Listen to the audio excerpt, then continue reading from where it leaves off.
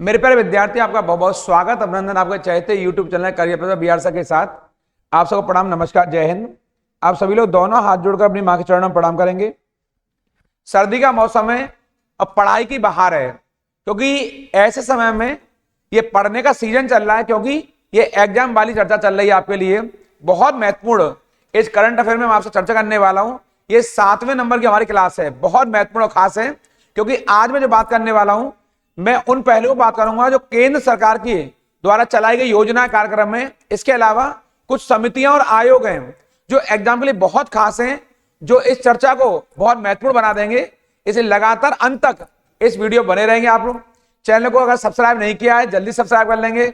Like share comment करना बिल्कुल नहीं भूलेंगे, क्योंकि आज जो क्लास होने जा रही है वो आपके एग्जाम के लिए बहुत बहुत बहुत स्पेशल होने जा रही है। तो हम लोग शुरुआत करते हैं आपके यही पढ़ाई की पंचायत इस प्लेटफॉर्म पर, और ये हमारे 7वें नंबर क्लास है और हम लोग करंट अफेयर्स पर आपके टॉक कर रहे हैं। यहां से हम लोग बात करेंगे आपसे पहले यहां से इस प्रकार के प्रश्न हमारे एग्जाम पूछे जाएंगे, जैसा कि आपको दिखाई दे रहा है। ये हमसे सीधा कह रहा है प्रधानमंत्री मोदी जी द्वारा ये 30 नवंबर 2023 को, यहां थोड़ा देखेंगे, ये मैं आपको 23 की वो सब महत्वपूर्ण योजनाओं पर चर्चा कर रहा हूं जो बहुत बहुत स्पेशल है। 30 नवंबर को योजना चालू हुई है। मंथ पूछा जाएगा या नहीं पूछा जाएगा, लेकिन कई बार ईयर आपके लिए यहां बहुत महत्वपूर्ण और खास है। लेकिन मैंने फिलहाल ये लिखा भी है 30 नवंबर 2023 को कौन सा कार्यक्रम, ये पैराग्राफ से वो कौन सा कार्यक्रम है यहां दिखाई दे रहा है आपको, वो कौन सा कार्यक्रम शुरू किया गया है जिसका उद्देश्य 2024-25 से 2025-26 तक ये रहा। 24-25 से 25-26 की अवधि के दौरान ये रहा कृषि, इसको अंडरलाइन कर लेंगे यहां से, कृषि उद्देश्यों, यहां से ये वाला कृषि उद्देश्यों के लिए किसानों को किराए की सेवाएं, यहां से इसको अंडरलाइन कर देंगे, यहां से किराए की सेवाएं प्रदान करने के लिए 1500, यहां से महिला स्वयं सहायता समूहों, इसे कहते हैं हमारे यहाँ SHG। इसका मतलब होता है सेल्फ हेल्प ग्रुप, स्वयं सहायता समूह बोलते हैं इनको। ड्रोन प्रदान करेगा, क्या प्रदान करेगा? ड्रोन प्रदान करेगा। तो मैंने इसको आपको क्वेश्चन नीचे लिखा है और आंसर आपको यहां दिया। इसको नाम है नमो ड्रोन दीदी। इस योजना का नाम है, क्या नाम है? नमो ड्रोन दीदी इस योजना का नाम है, जिसके अंतर्गत जो सेल्फ हेल्प ग्रुप, स्वयं सहायता समूह की महिलाएं कितनी 1500, ये 15,000 है, थोड़ा क्षमा करेंगे, ये इनकी संख्या 15,000 है। 15,000 महिला जो SHG है इनको ड्रोन प्रदान करेगा। ये बहुत महत्वपूर्ण कार्यक्रम है और ये कृषि उद्देश्यों के लिए किसानों को जो आपको किराए की सेवाएं इनको प्रदान करने के लिए दिया जाएगा। और इनकी महिलाओं की संख्या कितनी है? ये 15,000 है और इनको ये समूह को ड्रोन प्रदान किया जाएगा। इस ड्रोन प्रदान करने वाली सेवा को क्या नाम दिया गया है? नमो ड्रोन दीदी। ये मैंने आपको स्टार्टिंग में इसलिए लिखाया है क्योंकि ये इस बार बहुत बहुत महत्वपूर्ण है, इसलिए आप मैंने इंपॉर्टेंट कर दिया है। इस क्वेश्चन को रट के जाएंगे, नमो ड्रोन दीदी का संबंध किससे? तो मैं जो उत्तर दे रहा हूं उसको मैंने ऊपर लिखा है, क्वेश्चन लिख के बताया है। इस प्रकार से प्रश्न पूछा जाएगा, चाहे ये पुलिस में पूछा जाए, चाहे एसएससी में पूछा जाए, चाहे पीसीएस में, चाहे आरओ एआरओ में, जो बहुत हमारे एग्जाम, अभी आरपीएफ आने वाला है, रेलवे वाला एग्जाम आने वाला है, जो फ्यूचर में हमारे वनडे एग्जाम जितने भी होने वाले हैं उन सबके लिए इस प्रकार के प्रश्न बहुत महत्वपूर्ण है। तो मैंने उत्तर को ऊपर लिखा है, प्रश्न को नीचे लिखा है, आपके उसकी थ्योरी नीचे बताई है कि आपको इस प्रकार से प्रश्नों को पूछा जाएगा। इस क्रम में हम आगे चलेंगे। जो इस सेशन चल रहा है हमारा आपके करंट अफेयर का, ये दूसरा पार्ट है, इसको थोड़ी देर के लिए छोड़ देंगे। यहां पर हम नीचे चर्चा करेंगे पहले कि किस प्रकार से हमसे प्रश्न पूछा जाएगा। केंद्रीय पर्यावरण वन और जलवायु परिवर्तन मंत्रालय, ये मंत्रालय का नाम है, ने भारत में स्थायी वन प्रबंधन और कृषि वानिकी प्रथाओं को प्रोत्साहित करने के लिए कौन सी योजना शुरू की है? किसने की है? केंद्रीय पर्यावरण वन और जलवायु परिवर्तन मंत्रालय ने। उस योजना का नाम है भारतीय वन येरा और लकड़ी प्रमाणन योजना। ये इसका उत्तर है। आप यहां से इसको मैंने थोड़ा सा आज उल्टे अंदाज में आपके लिए समझाने के लिए आपको इसको प्रिंट करवाया, आपके बताने के लिए कि इस प्रकार की जो योजना, आपके उत्तर को मैंने पहले लिख दिया है और प्रश्न आपके बाद में लिखा है कि इस प्रकार से प्रश्न पूछा जाएगा कि केंद्रीय पर्यावरण और जलवायु मंत्रालय ने भारत में स्थायी, ये वाला स्थायी वन प्रबंधन और कृषि वानिकी प्रथाओं को प्रोत्साहित करने के लिए कौन सी योजना शुरू की है? तो आप बताएंगे भारतीय वन और लकड़ी प्रमाणन योजना इसका नाम है। इस प्रकार से प्रश्न पूछा जाएगा। आपको ऐसे प्रश्नों को रटकर जाना है, संभल कर देखना है, क्योंकि केंद्रीय योजनाओं से, राज्य की योजनाओं से, और मैंने बताया है इस वीडियो के अंत में जब मैं लास्ट करूंगा तो आयोग और समितियों को बताऊंगा, वो बहुत महत्वपूर्ण कमीशन है, बहुत महत्वपूर्ण कमेटी है जहां से प्रश्नों का बनना तय है। अभी आप देखेंगे थोड़ी देर बाद, आप खुद कहेंगे कि क्लास वंडरफुल है, बिल्कुल अल्टीमेट क्लास है। इसमें पहले कह चुका हूं, कमर कस लीजिए। अगर वाकई में यदि आपको सफल होना है तो अभी नहीं तो कभी नहीं, एक एक तथ्य को बारीकी से बढ़ेंगे, छोड़कर कुछ भी नहीं जाएंगे। इस क्रम में हम आगे चलेंगे। आपके ये हमारा अगला पार्ट है, इसको मैंने कहा थोड़ी देर छोड़ देंगे यहां से। पर्यावरण, वन और जलवायु परिवर्तन मंत्रालय ने यहां पर अधिसूचना 13 अक्टूबर 2023 को जारी की है। आपके क्या नाम है इसका, ग्रीन क्रेडिट प्रोग्राम और इको मार्ग योजना। यानी कि जो केंद्रीय पर्यावरण मंत्रालय, वन जलवायु परिवर्तन मंत्रालय, उसने 13 अक्टूबर 2023 को कौन सी अधिसूचना, कौन सा नोटिफिकेशन जारी किया है, ग्रीन क्रेडिट प्रोग्राम और इको मार्ग योजना। दिखाई दे रहा है आपको, ग्रीन क्रेडिट प्रोग्राम और इको मार्ग योजना। और इसके अंदर क्या है, ये उपर्युक्त पहलों को पीएम मोदी द्वारा वर्ष 2021 घोषित LIFE, इसका मतलब ये होता है लाइफ स्टाइल फॉर इन्वायरमेंट। क्या मतलब होता है लाइफ, इसका मतलब होता है ये रहा LIFE, life style for environment, अर्थात पर्यावरण के अनुकूल जीवन शैली। यहां से इम्पोर्टेंट कि पर्यावरण के लिए अनुकूल जीवन शैली किस योजना जुड़ी हुई है बताएंगे। ग्रीन क्रेडिट प्रोग्राम और इको मार्ग योजना जुड़ी हुई है, और इस अभियान को आगे बढ़ाने के उद्देश्य से इसको शुरू किया गया है। इसको रटकर जाएंगे, ग्रीन क्रेडिट प्रोग्राम और इको मार्ग योजना का संबंध किस घटनाक्रम से, तो आप बता देंगे। ये बहुत महत्वपूर्ण है। इस प्रकार के प्रश्न हमारे एग्जाम में अक्सर पूछे जाते हैं। मैं फिर कह रहा हूं, मैंने इस पूरी व्यवस्था के प्रश्न को जो नीचे दिया है और जो इसका उत्तर है उसको ऊपर लिखवाया है। आज मैं को नए अंदाज में, नए तरीके से बढ़ा रहा हूं कि किस प्रकार से प्रश्न बनेंगे, क्या क्या आपसे पूछा जाएगा। ऐसे पूछ सकता है लाइफ स्टाइल फॉर एनवायरमेंट, पर्यावरण के लिए अनुकूल जीवन शैली कौन सी योजना से सीधे तौर पर जुड़ा हुआ है, तो आप बताएंगे ग्रीन क्रेडिट प्रोग्राम और इको मार्ग योजना से। और दूसरा पूछेगा कि अभी हाल ही में पर्यावरण जलवायु मंत्रालय ने 13 अक्टूबर को कौन सी योजना जारी की है, तो आप यही बताएंगे आपके। और इस क्रम में जो क्वेश्चन पूछे जाते हैं हमारे एग्जाम में, या इस योजना का नाम दे देगा और ये जो विषय है ये किससे जुड़ा हुआ है, तो बता देंगे लाइफ स्टाइल फॉर एनवायरमेंट का संबंध किससे, आपके ग्रीन क्रेडिट प्रोग्राम से जुड़ा हुआ है। इस क्रम में आप आगे चलेंगे यहां से। ये पीएम विश्वकर्मा योजना, ये बहुत चर्चा में रही है आपके। क्या है ये, कारीगरों व शिल्पकारों, ये बहुत महत्वपूर्ण है। इनके द्वारा पारंपरिक कौशल के परिवार आधारित पेशे को बढ़ावा देने के उद्देश्य से पीएम द्वारा, पीएम कौन, हमारे मोदी जी, पीएम द्वारा ये कौन सी योजना है, तो इसका नाम है पीएम विश्वकर्मा योजना। इसको आरंभ किया गया। यानी कि जो हमारे कारीगर हैं, जो हमारे शिल्पकार हैं, आप जानते हैं विश्वकर्मा के अंतर्गत कुछ वर्ग विशेष आते हैं, जैसे लौहकार आते हैं, स्वर्णकार आते हैं, कुंभकार आते हैं, आपके जो आपके बढ़ईकार आते हैं, इन सबको विश्वकर्मा के अंतर्गत शामिल किया जाता है। ये बहुत महत्वपूर्ण होते हैं। कांस्यकार होते हैं, जो कांस्य काम करते हैं। कुंभकार भले इस वर्ग में नहीं है, लेकिन कहीं ना कहीं जो आपके बढ़ईकार हैं, जो कारपेंटर बोलते हैं, लौहकार जिन्हें ब्लैक स्मिथ बोलते हैं, स्वर्णकारों को हम लोग गोल्ड स्मिथ बोलते हैं, जो कांस्यकार होते हैं, जो कांस्य काम करते हैं, वो इसमें आते हैं। ये सभी इस वर्ग में आते हैं। कारीगर और शिल्पकार की श्रेणी में शामिल किया जाता है। ये इनके परिवारों को, इसे 17 सितंबर वर्ष 2023 को आरंभ किया गया। यानी कि जो आपका पीएम विश्वकर्मा योजना है, ये कारीगरों और शिल्पकारों के लिए चलाई गई बहुत महत्वपूर्ण योजना है। फिर दोबारा कहूंगा, इसमें बढ़ईकार, कारपेंटर, लौहकार जो लोहे का काम करते हैं, जो कांस्यकार जो कांसे काम करते हैं, इसके अलावा जो आपके अन्य कई अन्य जो समुदाय जो कारीगर और शिल्पकारिता जुड़े हुए हैं, वो सभी इस पीएम विश्वकर्मा योजना के अंतर्गत शामिल है। ये कब लॉन्च हुई है, 17 सितंबर 2023 को लॉन्च हुई है। ये प्रधानमंत्री का बहुत महत्वपूर्ण सपना है, ताकि इस समुदाय के लोगों को समाज में उचित सम्मान और स्थान प्राप्त हो सके। इस क्रम में हम आगे चलेंगे इस सेशन में।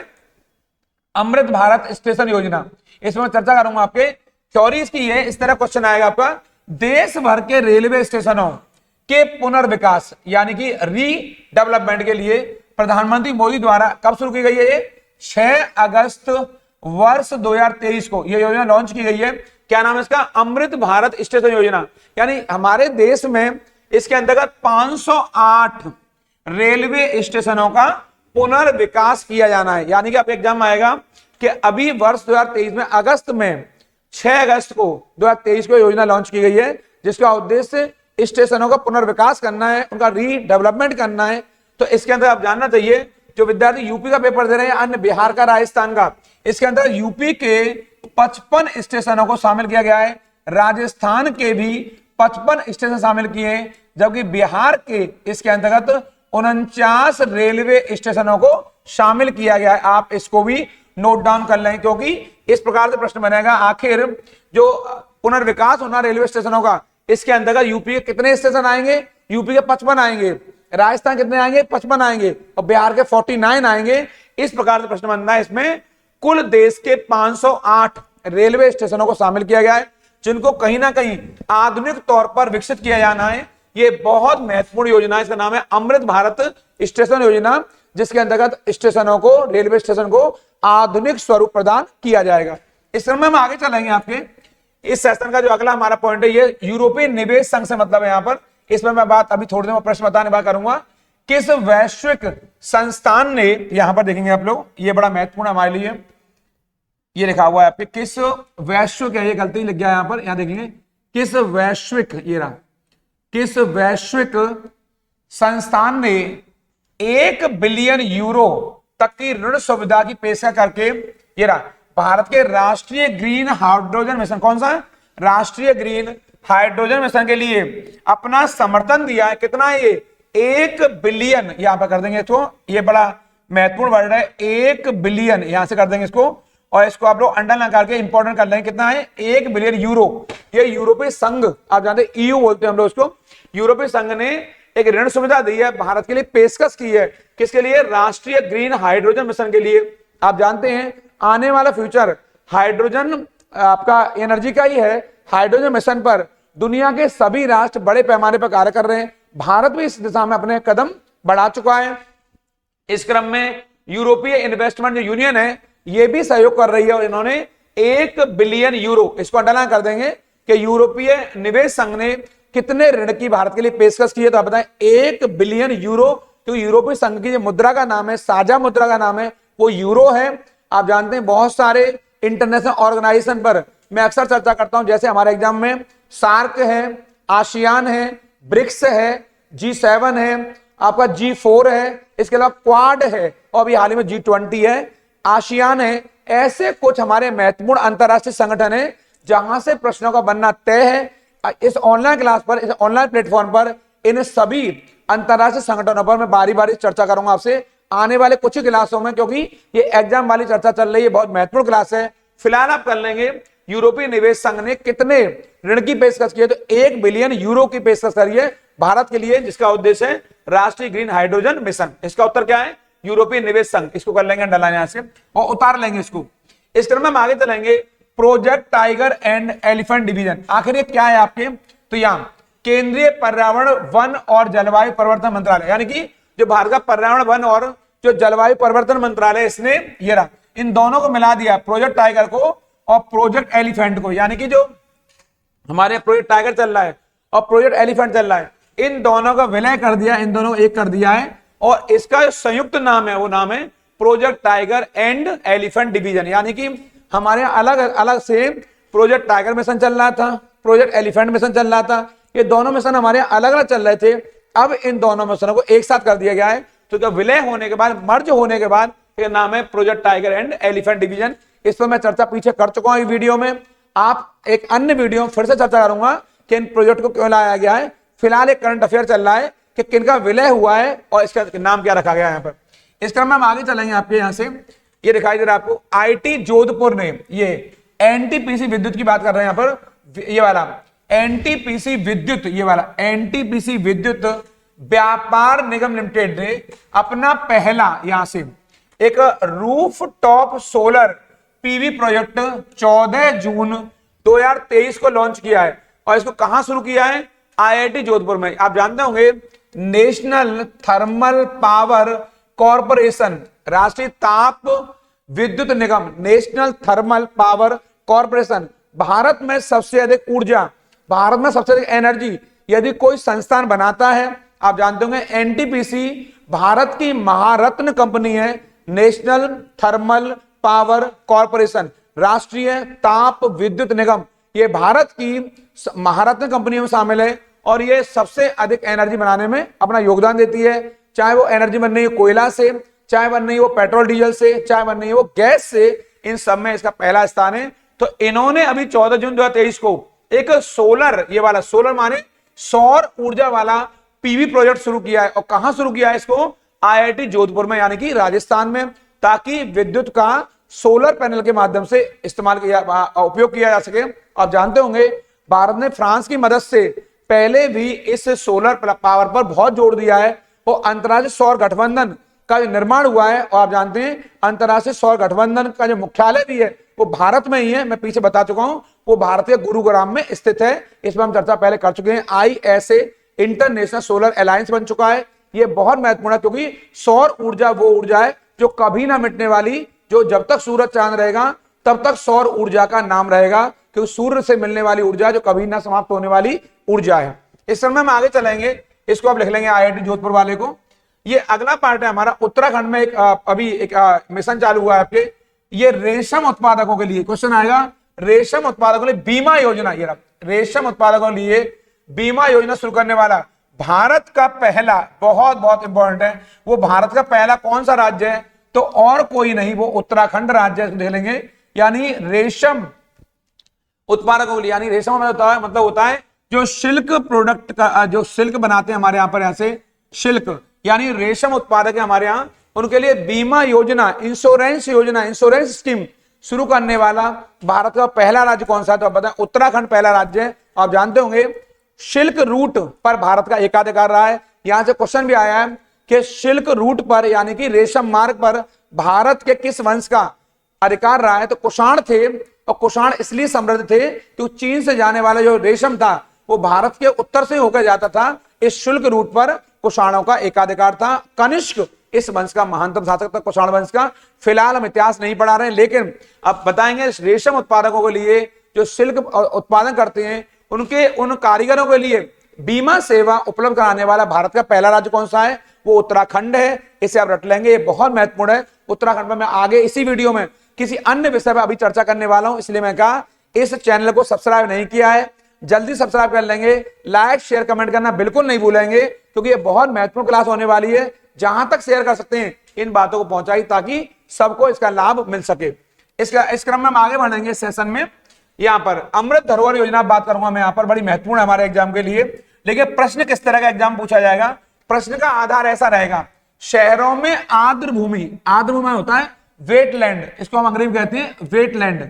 ये इसकी अंग्रेजी है, वेटलैंड में लिखा दिया यहां पर, ये इसकी अंग्रेजी है, ये वेटलैंड। आर्द्र भूमि इष्टतम उपयोग को बढ़ाने और उनकी जैव विविधता, बायोडायवर्सिटी में सुधार हेतु भारत सरकार ने कौन सी योजना शुरू करने की घोषणा की है? आप जानते होंगे भारत में कौन कौन से आर्द्र भूमि क्षेत्र हैं। रामसर संधि क्या है, इस पर मैं चर्चा पीछे कर चुका हूं, आगे और कर दूंगा। रामसर संधि का संबंध ही है आर्द्र भूमि क्षेत्र से। तो अभी ये योजना शुरू करी है अमृत धरोहर योजना। इसके अंतर्गत भारत में ये 2023 की बहुत महत्वपूर्ण योजना है, नाम है इसका अमृत धरोहर योजना। जो वेटलैंड एरिया है, जो आर्द्र भूमि क्षेत्र हैं, उन क्षेत्रों को और बेहतर करने, जैव विविधता, बायोडायवर्सिटी को वह और महत्वपूर्ण बनाने के लिए इस अमृत धरोहर योजना को शुरू किया गया है। पेपर में आएगा अमृत धरोहर योजना का संबंध किस विषय से है? तो आप बताएंगे आर्द्र भूमि क्षेत्रों को अच्छा करने के लिए और वहां जैव विविधता को और बढ़ावा देने के लिए, बायोडायवर्सिटी को। क्वेश्चन आता है भारत में सबसे अधिक जैव विविधता, बायोडायवर्सिटी कहां पाई जाती है? तो आपका उत्तर होगा सह्याद्री क्षेत्र, यानी कि पश्चिमी घाट पर। इसको रट लेंगे, रट लेंगे, रट लेंगे, भूलकर नहीं जाएंगे। भारत में सबसे अधिक जैव विविधता, बायोडायवर्सिटी कहां पाई जाती है? तो पश्चिमी घाट पर, यानी वेस्टर्न कोस्ट पर, जिसे सह्याद्री भी कहा जाता है। पश्चिमी घाट का एक अन्य नाम है सह्याद्री। ये मैं आपको अतिरिक्त नॉलेज दे रहा हूं। और ये जैव विविधता वाले पार्ट आएगा आर्द्र भूमि क्षेत्र को उन्नत बनाने के लिए, जैव विविधता को अच्छा करने के लिए, उसका नाम है अमृत धरोहर योजना। इसको रट कर जाएंगे, ये बहुत बहुत महत्वपूर्ण है। इसके अलावा मैं बताता हूं आपको अगला जो हमारा इसका पार्ट है, वाइब्रेंट विलेज प्रोग्राम, इसे बोलते हैं VVP। ये देखेंगे पहले यहां पर VVP, वाइब्रेंट विलेज प्रोग्राम। केंद्रीय मंत्रिमंडल ने देश के उत्तरी सीमा के सीमावर्ती गांव के डेवलपमेंट के लिए, विकास के लिए कौन सी योजना आरंभ की है? उसका नाम है वाइब्रेंट विलेज प्रोग्राम। में लिखा है बार बार, आपके 2-3 बार लिख के बता दिया इसको। यानी सीमावर्ती गांवों में डेवलपमेंट करने के लिए जो कैबिनेट है हमारी, उसने योजना चालू की है उत्तरी सीमा क्षेत्र में, और फरवरी 2023 में मंजूरी दी है। यह योजना देश के उत्तरी भूमि सीमा के साथ 19 जिलों, यहां देखेंगे 46 सीमा ब्लॉकों, 4 राज्यों, 1 यूटी यूनियन टेरिटरी में लागू की जाएगी। आपके मन में विचार आएगा वो 4 राज्य कौन से हैं और वो कौन सा यूटी है जहां पर इसको लाया जाएगा। 4 राज्य हैं, एक यूटी है जहां पर इसको प्रारंभ किया जाएगा। आप जानते होंगे वाइब्रेंट जो विलेज प्रोग्राम है ये बहुत महत्वपूर्ण है हमारे लिए। इसको शुरू किया गया है, इसका उद्देश्य है कोई भी सीमावर्ती गांव अंतिम ना रहे। प्रधानमंत्री जी लाल किले से 77वें आपके अभी हमारे यहाँ लाल किले से बोल चुके हैं, आपके इंडिपेंडेंस डे पे पहले ही कह चुके हैं लाल किले से कि ये हमारे जो सीमावर्ती क्षेत्र के गांव हैं वो अंतिम नहीं है, वो पहले गांव है। आप जानते होंगे उत्तराखंड का, ये रहा उत्तराखंड का जो माणा गांव है, ये भारत का पहला गांव है। क्या ये पहला फर्स्ट विलेज है, इसको आप रट लेंगे। उत्तराखंड का कौन सा माणा गांव है। इसे प्रधानमंत्री ने स्वयं लाल किले से कहा ये देश का अंतिम गांव नहीं है बल्कि ये भारत का पहला गांव है। और कहां है ये उत्तराखंड का माणा गांव है। इसको रट कर जाएंगे। और इस योजना के अंतर्गत 4 राज्य और यूटी है, वो कौन कौन से उन्हें बताया था आपको, उनको आप नोट डाउन कर लें क्योंकि एग्जाम में पूछा जा सकता है वो 4 राज्य कौन से हैं। तो आप कर लेंगे यहां पर वो यूटी, तो एक ये है लद्दाख, इसको लिख लेंगे यहां से, ये लद्दाख है, बहुत महत्वपूर्ण है, सीमावर्ती है। इसके अलावा हिमाचल प्रदेश है, ये रहा हिमाचल प्रदेश, ये बहुत महत्वपूर्ण है आपके। इसके अलावा उत्तराखंड है, इसको आप याद कर लेंगे यहां से, उत्तराखंड ये रहा। इसके अलावा आपका सिक्किम है, इसको आप लिखेंगे यहां से, ये सिक्किम है, ये आपका सीमावर्ती क्षेत्र है हमारा। और इसके अलावा आपका अरुणाचल प्रदेश है, यहां से अरुणाचल ये रहा प्रदेश है। इन सबको आप याद कर लेंगे यहां से। ये आपके इनमें 4 तो हमारे क्या है राज्य हैं, क्या है ये 4 राज्य हैं और एक यूटी है। इनको मेरे कहने से आप लोग याद कर लें क्योंकि एग्जाम के लिए बहुत, लद्दाख तो यूटी, क्या ये यूटी है, क्या है यूनियन टेरिटरी है, केंद्र शासित प्रदेश है। हिमाचल प्रदेश राज्य है, उत्तराखंड राज्य है, सिक्किम राज्य और अरुणाचल प्रदेश राज्य है। और आपकी जानकारी बताता हूं, ये 5 ही क्षेत्र हैं जो चीन की सीमा रेखा को, चालाकी से कर लो, ये चीन की सीमा रेखा को स्पर्श करते हैं। किसकी? चीन की सीमा रेखा को ये स्पर्श भी करते हैं, चीन की सीमा रेखा को। तो आप देख लेंगे सीमावर्ती क्षेत्र है, सीमा रेखा को ये क्या करते हैं, स्पर्श करते हैं, यानी कि छूते हैं, टच करते हैं। आपके टच ऑन आपके यहां से कर लेंगे चीन की सीमा रेखा को, ये बहुत महत्वपूर्ण है, स्पर्श करते हैं, छूते हैं आपके। ये कौन कौन से? लद्दाख है, हिमाचल है, उत्तराखंड है और सिक्किम और अरुणाचल है। मैं पहले भी कह चुका हूं चीन से लगने वाले क्षेत्र हैं, 4 राज्य और एक केंद्र शासित प्रदेश है। और यहीं पर गांव को अंतिम ना मान के पहले गांव का दर्जा दिया गया है। प्रधानमंत्री स्वयं बोल चुके हैं कि उत्तराखंड का माणा गांव देश का अंतिम गांव नहीं है, ये भारत का पहला गांव है, यहीं से भारत की शुरुआत होगी और यहां पर डेवलपमेंट किया जाएगा। विशेष तौर पर आपके इंफ्रास्ट्रक्चर का, जो कि आपके ढांचागत बुनियादी सुविधाएं हैं। इसमें आप देखेंगे ये आरोग्य मैत्री आखिर क्या है, तो मैं बताऊंगा इसको आपको। यहां से प्रधानमंत्री मोदी जी द्वारा यहां पर वॉयस ऑफ ग्लोबल साउथ जो शिखर सम्मेलन है, कौन सा जो शिखर सम्मेलन है, यहां पर आपका जो शिखर सम्मेलन है ये वाला, ये बहुत महत्वपूर्ण है आपके लिए। जो शिखर सम्मेलन है ये वाला, यहां ये जो दिखा है वॉयस ऑफ ग्लोबल साउथ शिखर सम्मेलन, ये 12-13 जनवरी को हुआ है आपके 2023 में। ये विकासशील देशों हेतु बहुत बहुत महत्वपूर्ण है।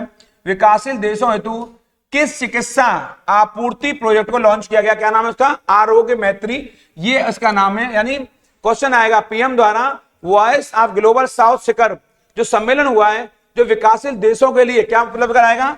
चिकित्सा आपूर्ति यानी मेडिकल फैसिलिटी उपलब्ध कराने के लिए एक प्रोजेक्ट है, लेकिन नाम क्या है? आरोग्य मैत्री नाम है। इसको आप यहां इंपॉर्टेंट कर लेंगे, महत्वपूर्ण मान लेंगे, क्योंकि आरोग्य मैत्री को जो हमारे पड़ोसी जो राज्य यानी जो भी अन्य जो विकासशील देश है, कोई भी जो आपके डेवलपिंग कंट्री है, उसको सहयोग देने के लिए विशेष तौर पर चिकित्सा के क्षेत्र में क्या नाम है इसका? आरोग्य मैत्री। आप जानते हैं आरोग्य का संबंध वैसे भी मेडिकल से है, चिकित्सा क्षेत्र से है। ये प्रधानमंत्री द्वारा की गई हमारी बहुत महत्वपूर्ण पहल है आरोग्य क्षेत्र में। वैसे भी कोविड-19 के दौरान भारत ने अंतरराष्ट्रीय मंच पर 100 से अधिक देशों के साथ में जो हमने कोविड वैक्सीन यानी हमने कोविड की वैक्सीन आई थी, उस वैक्सीन को पहुंचा करके भारत ने सिद्ध कर दिया कि भारत भविष्य में दुनिया की 5वीं बड़ी अर्थव्यवस्था तो आज है ही, भविष्य में भारत 3री बड़ी अर्थव्यवस्था बनने वाला है और विश्व गुरु भी होगा। इसमें कोई संदेह नहीं है।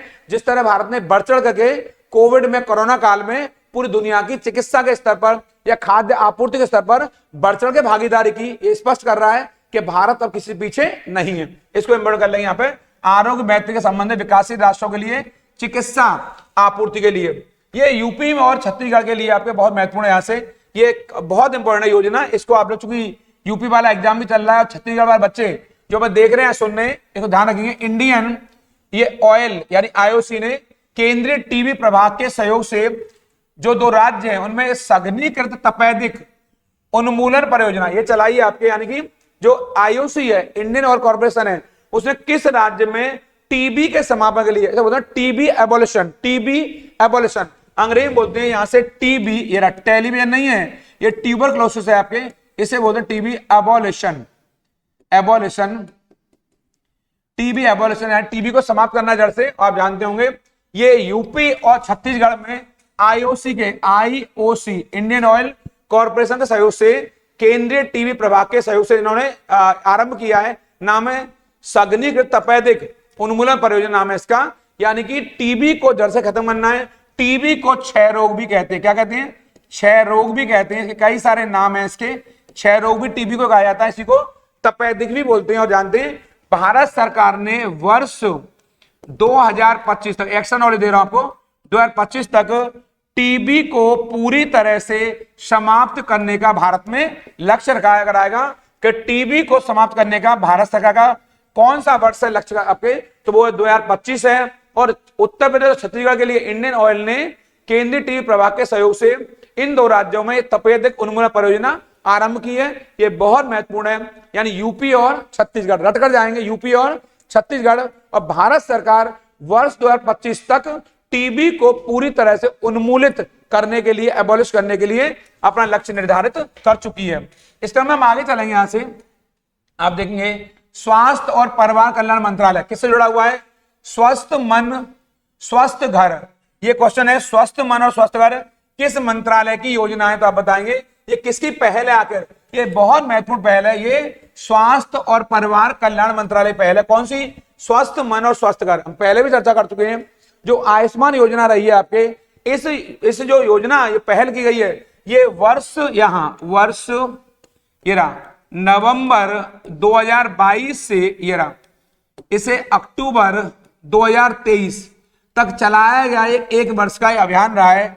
1 वर्षीय यह अभियान था, बहुत महत्वपूर्ण यहाँ पर अभियान था। ये 1 वर्षीय अभियान बहुत महत्वपूर्ण आपके, और इसको प्रत्येक महीने की 14 तारीख को एक मेला लगाया गया। 14 तारीख को, हर महीने की 14 तारीख को एक मेला, आरोग्य मेला का आयोजन हुआ आपके आयुष्मान कार्ड के अंतर्गत। इसको रट लेंगे यहां से, यानी कि स्वस्थ मन स्वस्थ घर। आप जानते हैं जब व्यक्ति स्वस्थ रहेगा तो बेहतर तरीके से समाज में भागीदार बनेगा, और अगर स्वस्थ नहीं होगा, हर परिवार स्वस्थ होगा, उसका मनोमस्तिष्क व्यक्ति स्वस्थ होगा, तो वो समाज के विकास में, राष्ट्र के निर्माण में महत्वपूर्ण भूमिका निभाएगा। इसी को ध्यान में रखते हुए स्वास्थ्य और परिवार कल्याण मंत्रालय ने स्वस्थ मन स्वस्थ घर योजना शुरू किया है। नवंबर 2022 से अक्टूबर 2023 पर 1 वर्षीय अभियान चलाया गया था, और इसके अंतर्गत प्रत्येक महीने की 14 तारीख को एक आरोग्य मेले का आयोजन भी किया गया।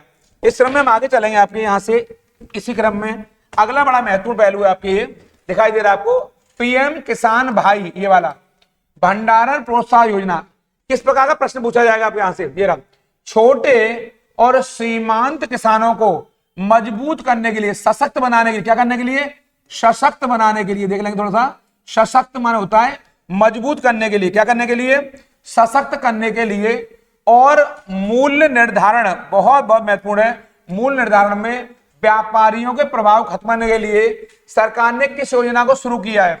तो उस योजना का नाम पीएम किसान भाई भंडारण प्रोत्साहन योजना। अर्थात जो हमारे छोटे किसान है, आप जानते हैं भारत जो राष्ट्र है वो छोटे और सीमांत किसानों का ही राष्ट्र है। आप जानते हैं सीमांत किसान का मतलब होता है जिस किसान के पास 1 हेक्टेयर या उससे कम भूमि है, उसे कहते हैं सीमांत किसान। फिर दोबारा बोलूंगा, 1 हेक्टेयर या उससे कम भूमि है, वो किसान हमारा सीमांत किसान कहलाता है। भारत में जो कृषि क्षेत्र है, आज भी एक बड़ा वर्ग 58% से अधिक लोग हैं जो सीधे तौर पर कृषि क्षेत्र से जुड़े हुए हैं। तो सीमांत किसानों को, लघु छोटे क्षेत्र किसानों को उनके मूल्य निर्धारण के लिए, व्यापारियों प्रभाव को खत्म करने के लिए, मीडिएटर को हटाने के लिए, जो मध्यस्थ हैं, जो बिचौलिए हैं, वो समाप्त करने के लिए पीएम किसान भाई योजना शुरू की है। ये 2023 की बहुत महत्वपूर्ण योजना है, इसको रट कर जाएंगे। जो बीच के व्यापारी, उनके मीडिएटर हैं, उन व्यापारियों प्रभाव को हटाने के लिए, बिचौलियों को हटाने के लिए, मीडिएटर को खत्म करने के लिए पीएम किसान भाई योजना शुरू की गई है। इसका उद्देश्य छोटे और लघु किसानों को बेहतर तरीके से अच्छा किया जाए, आपके इसका मूल उद्देश्य है। इस क्रम में आप आगे देखेंगे, यहां से जो हमारी अगली योजना है ये पीएम ई बस योजना है वाली। तो किस प्रकार प्रश्न पूछा जाएगा आपको यहां से, इसका जो उत्तर है वो आपके यहां से इस तरह कर लेंगे। केंद्रीय मंत्रिमंडल ने सार्वजनिक निजी भागीदारी, पीपी बोलते हैं, पब्लिक प्राइवेट पार्टनरशिप, क्या बोलते हैं, पब्लिक प्राइवेट पार्टनरशिप, सार्वजनिक निजी भागीदारी मॉडल पर सिटी बस संचालन विस्तार के लिए किस बस योजना को अगस्त 2023 में मंजूरी दी है। तो हमने कहा पीएम ई बस है आपके, इसका बड़ा महत्वपूर्ण है आपके यहां से, ये इसका मतलब होता है पीएम ई बस, पीएम इलेक्ट्रॉनिक बस सेवा है। तो ये पीपी मॉडल पर, इसका मतलब क्या होता है, पब्लिक प्राइवेट पार्टनरशिप। आप पहले भी जानते हैं हमारे यहाँ बेसिक इंफ्रास्ट्रक्चर, जो निजी क्षेत्र का हमारे ढांचागत विकास है, उसको बढ़ावा देने के लिए सरकार ने पीपी मॉडल को अपनाया, पब्लिक प्राइवेट पार्टनरशिप को। इसके अंतर्गत जो आपके सिटी बस, ये 16 अगस्त 2023 को इस योजना को चलाया है। इसमें क्या होगा, पीएम ई बस सेवा के तहत देश के 169 शहरों में 10,000 ई बसों को चलाया जाएगा। ये पहला पॉइंट है। इसके अलावा इस योजना के तहत उन शहरों को चुना जाएगा जहां जनसंख्या 3 लाख से अधिक है। ये आपको रटने वाली बात है कि आखिर पीएम ई बस सेवा का लाभ किसे मिलेगा। तो अगर पीएम इलेक्ट्रॉनिक बस है, ई का मतलब यहां पर हमारा ई बस से है, ये ई बस सेवा है, ई बस यानी ये इलेक्ट्रॉनिक बस सेवा है। आखिर इस ई बस सेवा का लाभ किसे मिलेगा, उसे मिलेगा जहां की जनसंख्या, जिन शहरों की जनसंख्या 3 लाख से अधिक होगी, वहां पर ये बस सुविधाएं उपलब्ध कराई जाएंगी। इसके लिए 169 शहरों में 10,000 ई बसों को चलाया जाएगा। आप देख लेंगे पीएम ई बस, इस तरह क्वेश्चन पूछा जाएगा कि अभी हाल ही में केंद्रीय स्तर पर जो पीएम ई बस सेवा आरंभ की गई है, उसके लिए कितनी बसें आरंभ की गई है, 10,000 बताएंगे। और दूसरा, कौन से राज्यों को, कौन शहरों को इसका लाभ पहुंचाया जाएगा, तो आप बता देंगे उन शहरों को लाभ पहुंचाया जाएगा जहां की आबादी 3 लाख से अधिक की होगी, उन्हें लाभ पहुंचाया जाएगा। और कितने शहरों को शामिल किया गया है, तो 169 सिटी को इसके अंतर्गत शामिल किया गया है। ये 2023 की बहुत बहुत महत्वपूर्ण योजना है। 15 अगस्त के बाद प्रधानमंत्री द्वारा ये अगले ही दिन 16 अगस्त को इसको मंजूरी दी गई थी, ताकि इलेक्ट्रॉनिक बस सेवाओं को बढ़ावा दिया जा सके, इससे प्रदूषण को भी कम करने में सहायता मिल सकेगी। इस समय हम आगे जाएंगे। क्रेडिट गारंटी योजना, मत्स्य पालन, मछली पालन, पशुपालन और डेयरी मंत्रालय ने पशुधन क्षेत्र में पशुपालन बुनियादी ढांचा विकास, ये वाला, इसके लिए निधि है। कौन सी योजना लॉन्च की है, तो यहाँ क्रेडिट गारंटी योजना। आप बताएंगे जो पशुपालन क्षेत्र है, जो कृषि क्षेत्र है, मत्स्य कृषि में आता है, पशुपालन भी कृषि में आता है, डेयरी मंत्रालय कृषि में आता है। इसके लिए पशुधन क्षेत्र में पशुपालन बुनियादी ढांचा एक निधि बनाई गई है। तो इस योजना को क्या नाम दिया गया, क्रेडिट गारंटी योजना। इसको रट लेंगे, इनके लिए, मत्स्य के लिए, पशुपालन के, डेयरी के लिए, और योजना का नाम है क्रेडिट गारंटी योजना। इसको नोट डाउन कर लेंगे क्योंकि इस प्रकार के प्रश्न एग्जाम अक्सर पूछे जाते हैं। अब मैं इस क्लास के अगले सेशन में आऊंगा, ये मेरा अंतिम सेशन है, पर बड़ा महत्वपूर्ण है क्योंकि ऐसे क्वेश्चन समितियों से, जो कमेटीज हैं, यहां से पूछे जाते हैं कि वर्ष 2023 में कौन कौन सी कमेटियां हैं जो बहुत चर्चाओं में रही। ये प्रश्न आपका एग्जाम जरूर बनेगा, पर इसमें मैं चर्चा करूं। इस चैनल को फिर कहूंगा, सब्सक्राइब नहीं किया है जल्दी सब्सक्राइब करिए, लाइक शेयर कमेंट करना बिल्कुल नहीं भूलेंगे। व्हाट्सएप, फेसबुक, इंस्टाग्राम, जहां तक आप शेयर कर सकते हैं वहां तेजी से करिए, क्योंकि मैं समितियों में चर्चा करूंगा। ये समितियां बड़ी खास हैं, इंपॉर्टेंट हैं। जैसे एक समिति है, ये चर्चा में अडानी हिंडनबर्ग केस। ज्यादातर हमारे विद्यार्थी यही नहीं जानते अडानी कौन है। अडानी को जानते होंगे तो हिंडनबर्ग को नहीं जानते। अमेरिका की एक रिपोर्ट आई थी, अमेरिका से हिंडनबर्ग रिपोर्ट आई थी आपके, इसका नाम पड़ा, चूंकि हिंडनबर्ग केस में, हिंडनबर्ग रिपोर्ट ने अडानी पर, जो गौतम अडानी है, अडानी ग्रुप है, गौतम अडानी उसके मालिक हैं, जो आपका अडानी ग्रुप है, सबसे ज्यादा प्रभाव हिंडनबर्ग रिपोर्ट का इन्हीं के ऊपर पड़ा। तो इसकी जांच के लिए सुप्रीम कोर्ट के एक्सपर्ट कमेटी गठन किया सुप्रीम कोर्ट ने मार्च 2023 में। तो आखिर उसकी जांच के लिए सुप्रीम कोर्ट ने किसे बनाया, कौन से न्यायाधीश, तो रिटायर्ड न्यायाधीश, सेवानिवृत्त ये है न्यायाधीश अभय एस स्प्रे, क्या नाम है, अभय एस स्प्रे। इसको रट लेंगे, यानी कि अडानी हिंडनबर्ग मामले की जांच के लिए, तह तक पहुंचने के लिए इस विषय पर, इस पहलू पर मैं एक अन्य वीडियो में आपसे विस्तार से चर्चा करूंगा, क्योंकि अडानी हिंडनबर्ग मामला बहुत बड़ा रहा है। फिलहाल मैं एग्जाम वाली क्लास करा रहा हूं, एग्जाम के लिए करा रहा हूं। समितियों से क्वेश्चन आएगा अडानी हिंडनबर्ग केस की जांच कौन सी समिति कर रही है, तो आप बताएंगे ये अभय एस सप्रे समिति, अभय एस सप्रे समिति जांच कर रही है आपके अडानी हिंडनबर्ग केस के मामले की। संक्षिप्त में कर लेंगे, अडानी हिंडनबर्ग आएगा तो सीधा उड़ा देंगे, सोचेंगे भी नहीं। अभय एस सप्रे, और ये सुप्रीम कोर्ट के रिटायर्ड न्यायाधीश हैं, अब इस समय रिटायर्ड हो चुके हैं आपके, यही इस मामले की जांच कर रहे हैं। क्या वाकई में कुछ घोटाला वगैरह हुआ कि नहीं हुआ, या कोई जो हल्ला मच रहा है हिंडनबर्ग रिपोर्ट से, क्या अडानी ने पैसे इधर कर दिए, दाएं बाएं कर दिए, इसमें मैं चर्चा आपसे आगे करूंगा। फिलहाल मैं टॉपिक को छेड़ना नहीं चाह रहा हूं। अडानी हिंडनबर्ग आएगा तो सप्रे बताएंगे आप। ये दूसरी समिति है इस क्रम में बड़ी महत्वपूर्ण आपके, ये अन्य सेकंड समिति है मिशन कर्मयोगी की निगरानी के लिए, ये भी बहुत महत्वपूर्ण आपके। मैं इस पर भी कहूंगा आपसे, एक अन्य वीडियो में बताऊंगा मिशन कर्मयोगी क्या है, बहुत महत्वपूर्ण है। फिलहाल आप कर लेंगे राजीव गौबा इसकी जांच कर रहे हैं आपके, यानी कि मिशन कर्मयोगी की निगरानी के लिए भारत में कौन सी समिति को मैं पहले बता दूं, कमेटी कहते हैं, कौन सी कमेटी गठन किया गया आपके काय के लिए, मिशन कर्मयोगी की निगरानी के लिए। नाम है उसका राजीव गौबा कमेटी है। ये बहुत इंपॉर्टेंट, राजीव गौबा पर पीछे बता चुका हूं आपके, ये बहुत महत्वपूर्ण आपके सचिव रहे हैं आपके, बहुत महत्वपूर्ण चीजों को संभाल चुके हैं, कई मंत्रालयों में कार्य कर चुके हैं, बहुत दिग्गज हैं, विशेषज्ञ हैं, यही इस मामले की जांच कर रहे हैं। तो मिशन कर्मयोगी का संबंध किससे है, राजीव गौबा से, इनको रट लेंगे यहां से। इस क्रम में मैं आगे लेके चलूंगा आपको। यहां पर जो एक अन्य समिति है आपके, गेहूं की फसल पर तापमान वृद्धि के प्रभाव के लिए निगरानी के लिए कौन सी आकर समिति बनी है, तो आप बताएंगे ये कृषि आयुक्त, जो भी कृषि आयुक्त होंगे, जो भी एग्रीकल्चर कमिश्नर होंगे, वो इसकी जांच कर रहे हैं आपके, किसकी, गेहूं की फसल पर तापमान वृद्धि के प्रभाव की निगरानी करने के लिए। आखिर टेम्परेचर का जो गेहूं का डेवलपमेंट होता है उस पर क्या प्रभाव पड़ता है, उसकी जांच के लिए कृषि आयुक्त बनाए गए हैं, जो इसकी मामले की जांच कर रहे हैं। ये बहुत, इसे देख लेंगे आखिर कौन सी फसल है वो, तो वो फसल गेहूं है। इस तरफ आगे जाएंगे आपके यहां से। और एक अन्य समिति आपके डिजिटल प्रतिस्पर्धा, क्या नाम है इसका, डिजिटल प्रतिस्पर्धा, इसको यहां ऐसे लिखेंगे, ये वाला प्रतिस्पर्धा ऐसे लिख लेंगे इसको, डिजिटल प्रतिस्पर्धा कानून पर समिति का गठन हुआ है, और इसकी जो जांच कर रहे हैं आपके, वो आपके मनोज गोतिल, ये आपके जांच कर रहे हैं। क्वेश्चन आएगा डिजिटल प्रतिस्पर्धा लॉ बना हुआ है, इस पर कौन समिति गठन किया गया है, तो आप बताएंगे मनोज गोतिल समिति गठन किया गया, जो कि डिजिटल प्रतिस्पर्धा पे अपनी रिपोर्ट देगी, जांच कर रही है। ये सारी समितियां हैं, ये कहीं ना कहीं जांच करती हैं और सरकार को अपनी, जिसके पे उत्तरदायी होती है, उसको अपनी रिपोर्ट को ये सौंपती हैं। इस समय आप आगे चलेंगे, आपके बहुत महत्वपूर्ण है यहां से, ये उच्च शिक्षण संस्थानों के मूल्यांकन और मान्यता प्रक्रिया को मजबूत करने के लिए, मान्यता प्रक्रिया को मजबूत, सशक्त माने होता है मजबूत करने के लिए कौन समिति बनाई गई है आपके, उच्च शिक्षण, जो हायर हमारे एजुकेशन इंस्टीट्यूट है, उनमें इवेल्युएट करने के लिए, उन्हें मान्यता देने के लिए कौन सी समिति है, देखेंगे डॉक्टर के राधाकृष्णन। ये रहा डॉक्टर के राधाकृष्णन।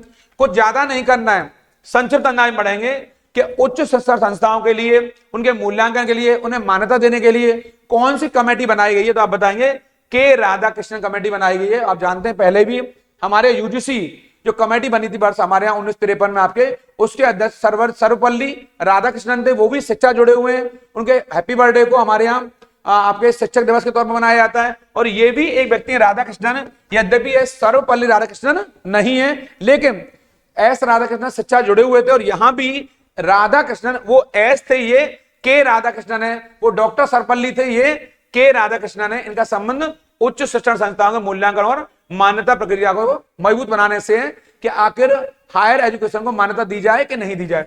इस क्रम में मैं आगे बताऊंगा आपको, जो बहुत महत्वपूर्ण है आपके लिए, एक ये एमएसपी को अधिक प्रभावी और पारदर्शी, एमएसपी ये है, एमएसपी मिनिमम सपोर्ट प्राइस, इसका मतलब होता है न्यूनतम समर्थन मूल्य। क्या होता है न्यूनतम समर्थन मूल्य, ये होता है इसका मतलब आपके, इसको बोलते हैं न्यूनतम समर्थन मूल्य, यानी कि मिनिमम सपोर्ट प्राइस। क्या होता है मिनिमम सपोर्ट प्राइस होता है आपके। इसको लेकर बड़ा भूचाल रहा है हमारे यहाँ पर, कुछ दिन पहले किसानों ने धरना भी दिया था।